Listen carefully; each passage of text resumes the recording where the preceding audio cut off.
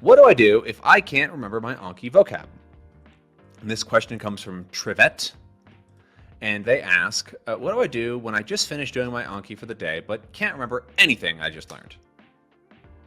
Yeah, Trivet, I did send you a pretty long answer in Discord.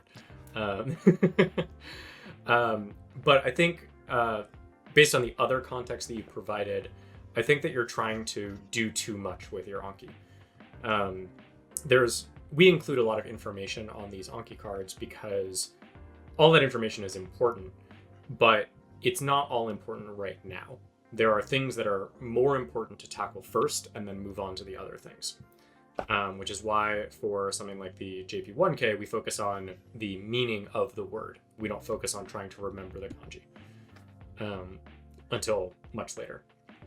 Even though the kanji is included on the card, it's something that you don't grade yourself on. It's there just to get you exposure to the character. And so I think it is important to understand what exactly you're testing yourself on for a card. And I think in your case, you were trying to test yourself on 2 or 3 different things rather than on the one thing that is most important. So that's sort of the first thing that I would advise, is really narrow in and understand what you're testing yourself on and limit it to the thing that is most important. And then the other aspect is that Anki is only one half of the equation. You need to take what you learned in Anki and then go and do something with it outside. Whether I'd say it's only a part of the equation, not even half. I think it's less than that. I think early in the very beginner phases, it's about half. I think that's fair. it drops. But okay, yeah. If I recall correctly, Trivet is just getting started. So it's really about you spend this time studying and then you have to go use that new knowledge and information somehow. So if you're learning the kana, it's important to go out and either do like games with the kana, play quizzes with it, or try and more likely try and read it. So sit down with a text in hiragana and try to read out and sound out the sounds, and then check whether you actually sounded it out correctly. So there's a couple different options there. If it's something like characters, same thing. There are games that allow you to test characters. You can try reading characters and then listen to how they sound within the context of an actual text. Mm-hmm. And then some people really like doing handwriting because it helps them remember the actual characters.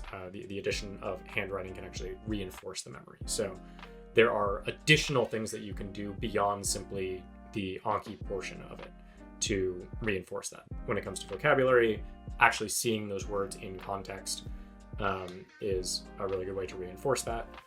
Some people swear by doing production later, so like using it in a sentence.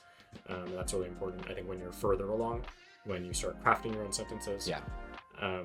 That's like converting it from passive to active usability. It's more for like the vocab side.